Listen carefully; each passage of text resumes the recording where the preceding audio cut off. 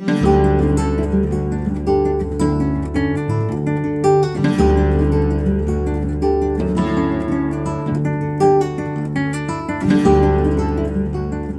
and welcome to the April 21st Dulcimer Players News Online video podcast. I'm DPN editor Dan Landrum. On today's show, Karen Ashbrook will join us to talk about her new teaching DVD. This interview was recorded at the home of Ken Kolodner back in January of this year. After that, I'll demonstrate a simple solution I found to keep a small hammered dulcimer from being so easily knocked off a stand.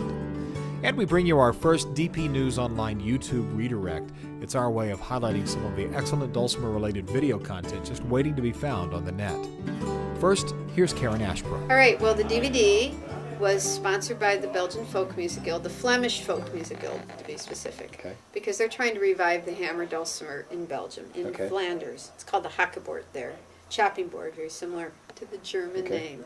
And the instrument died out late 19th century there.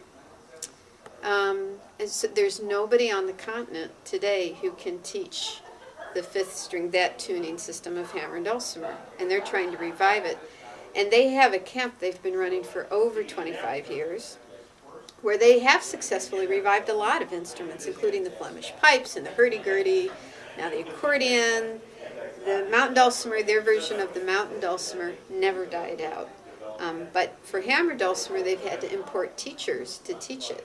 The color you have less of is your marked course. On this dulcimer, that's white. All the major scales start on a white marker. And both hands are going to So how did Karen create everywhere. a teaching video that would relate equally well to Flemish and American players? Actually, since I started working with Flemish music, that's what I use to teach at home. Because it's really good beginner stuff. The melodies are great ear training. They're easy to harmonize. They're very straightforward. They're simple. They're a little different. The rhythms are a little different. They're not difficult, but they're not 4/4 all eighths notes. They don't have any reels on the continent.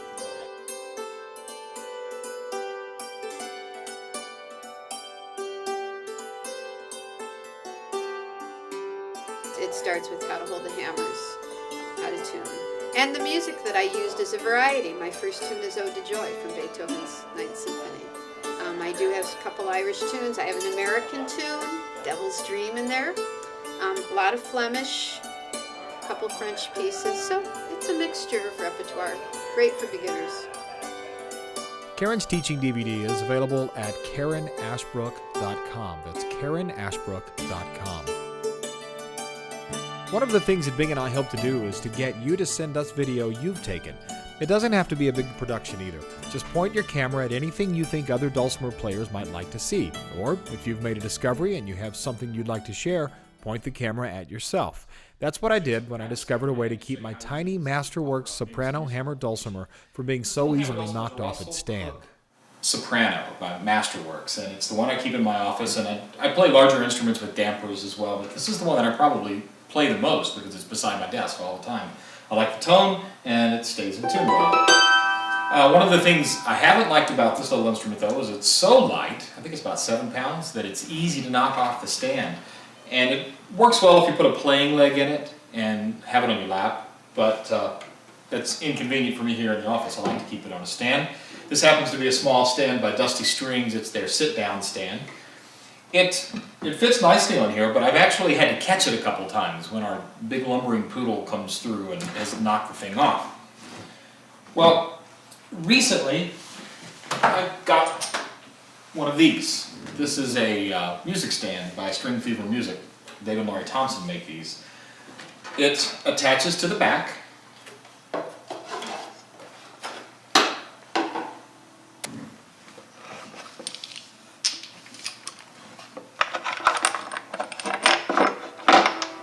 Now the nice thing about this is I discovered, this serendipity, that the bolt that's holding it in also fits down in the slot here on the stand, making it, I think, virtually impossible to knock this thing off the stand. Matter of fact, if you move the stand, the instrument is now attached to it.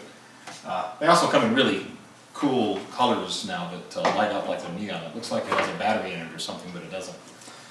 So now that I have you, I'll play a song for you. This is a quickie version of Chattanooga Choo Choo.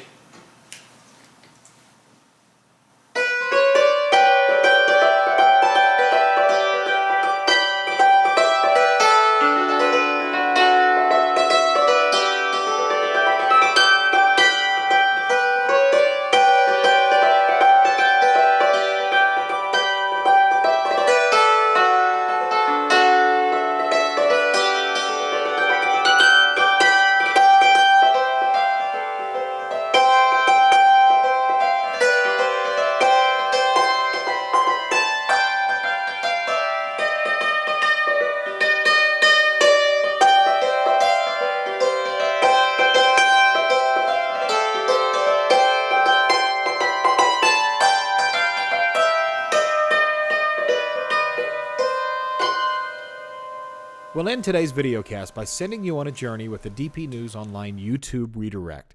Those of you who are watching from the DPNews.com website will be redirected to a video of Steve Seifert playing a great rendition of Wildwood Flower. So here you go, and join us again next week for more DP News Online.